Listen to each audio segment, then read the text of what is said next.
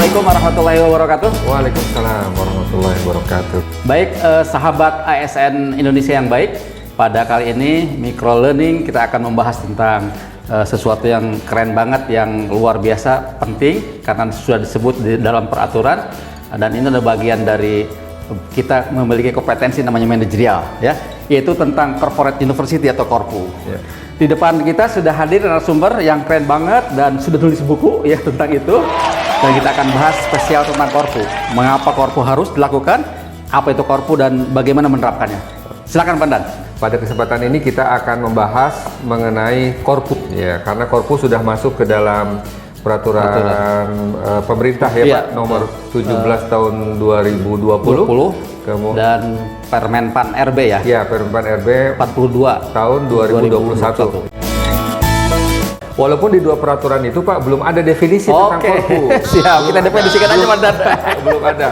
Kita perlu definisikan. Oke, ya. Walaupun kewenangan mendefinisikan tentunya peraturan ya, Pak, ya. Di dalam kedua peraturan itu korpu baru dalam kurung, Pak. Di situ adalah pembelajaran terintegrasi dalam kurung corporate university.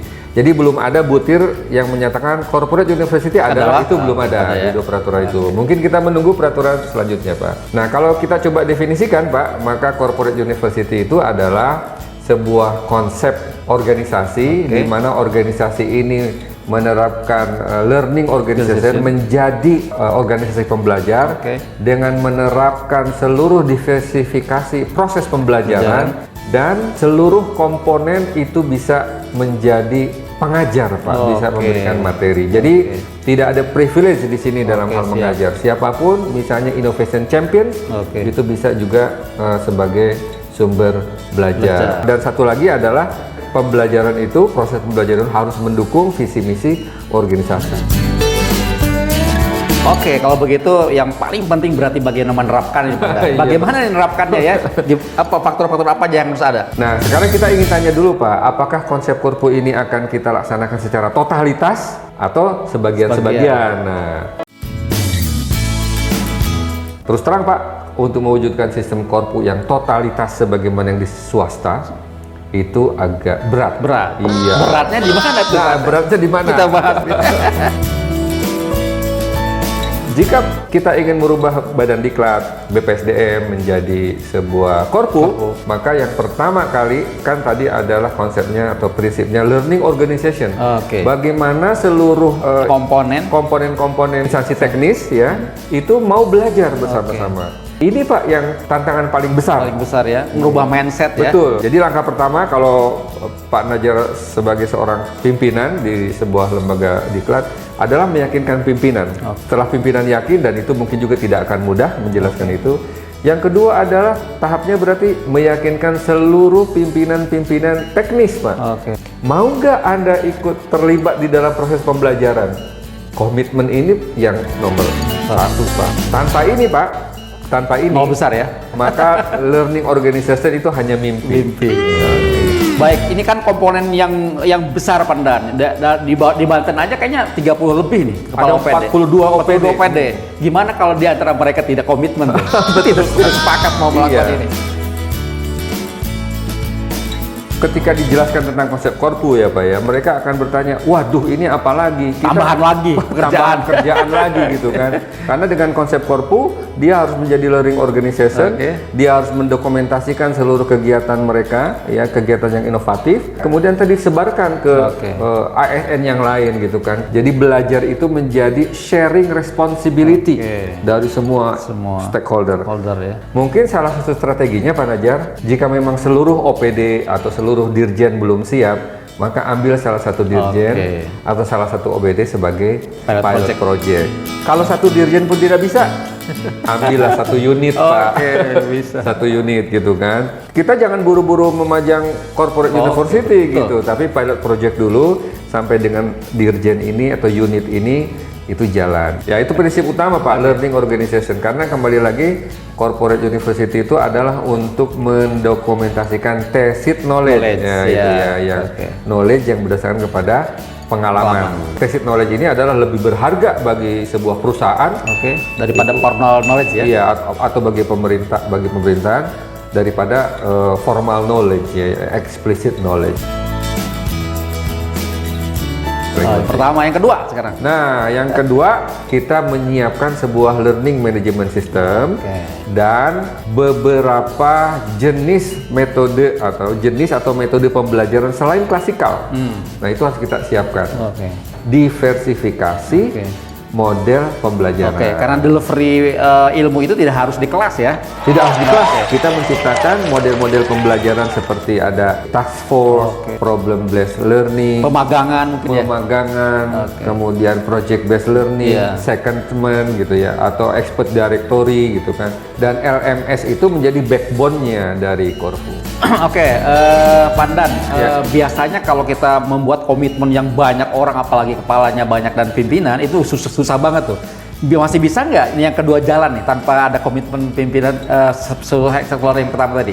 Tadi saya bilang kalau kita ingin melaksanakan korpus secara totalitas, maka yang pertama kita harus mendapatkan komitmen dari pimpinan dan dari seluruh stakeholder gitu kan, agar mereka menjadi learning organization. Bagaimana kalau mereka tidak mau? Maka buatlah satu pilot project. Bagaimana kalau ternyata tidak dapat juga Pak? Ini sulit gitu ya.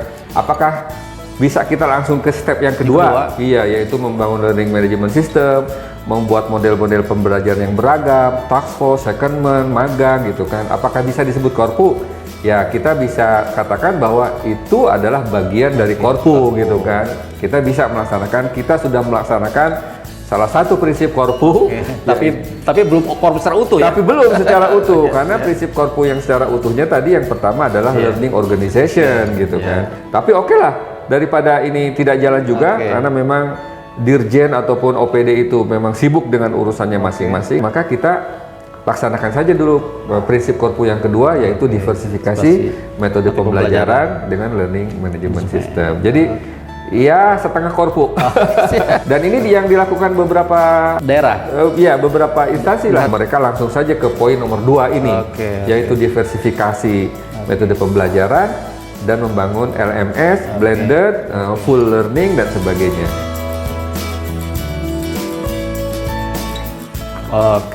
Satu, dua sudah. Sekarang yang ketiga, partner. Nah, yang ketiga adalah prinsip bahwa leaders are the best teachers. Itu prinsipnya. Kalau dulu yang namanya mengajar adalah privilege dari Widya Iswara. Tetapi setelah menjadi Corfu, siapapun dia, selama dia memiliki tacit knowledge, selama dia memiliki innovation, bahkan disebut innovation champion, maka dia berhak untuk menyebarkan tacitnya kepada orang lain.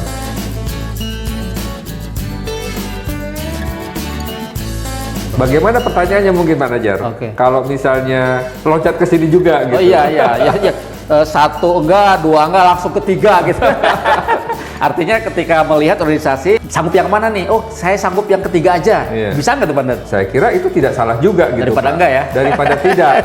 Masalahnya konsep integrated learning ya, itu sudah masuk ke dalam PP. Jadi mau tidak mau kita cari dulu yang bisa kita lakukan. Itu mungkin salah satu strategi ya. Daripada nunggu komitmen bersama susah dipenuhi, maka tinggal dalam perjalanan dilengkapi ya. Ya, nanti dalam perjalanan mana lagi yang kita lengkapi gitu.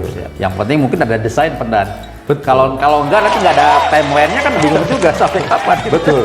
Harus ada semacam blueprint atau roadmap ya. Kapan ini kita akan terwujud secara totalitas gitu.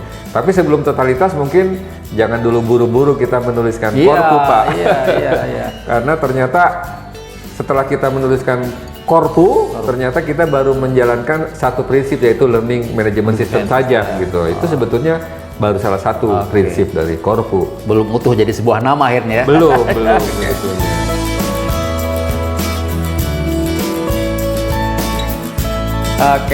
Sudah bisa yang keempat nih, Pak Dan? Ya, bisa berarti. Yang keempat itu adalah seluruh kegiatan pengembangan sumber daya manusia yang ada di Corfu itu harus ditujukan untuk mendukung terwujudnya visi misi organisasi ya. Tidak boleh lagi Pak ada kegiatan pembelajaran, pelatihan, apapun namanya yang tidak mendukung visi misi organisasi. Apalagi adegan mengulang-ulangi sebelumnya. Iya, betul. Walaupun prinsip yang keempat ini tidak serta-merta dapat dilakukan di seluruh instansi pemerintah. Karena kita bukan swasta, Pak. Kalau swasta kan bisa tahun ini produknya A, tahun depan produknya B. Kalau pemerintah kan kita ada kewajiban. Ya. Baik pemirsa, demikian diskusi kita pada hari ini. Mudah-mudahan menginspirasi sehingga teman-teman semua yang punya kepentingan ke arah bagaimana pembentukan Korpu, kita melangkah dari mana yang kita bisa, dari 4 prinsip yang sudah ada. Terima kasih atas perhatiannya. Billahi taufiq wal hidayah. Assalamualaikum warahmatullahi wabarakatuh. Waalaikumsalam warahmatullahi wabarakatuh.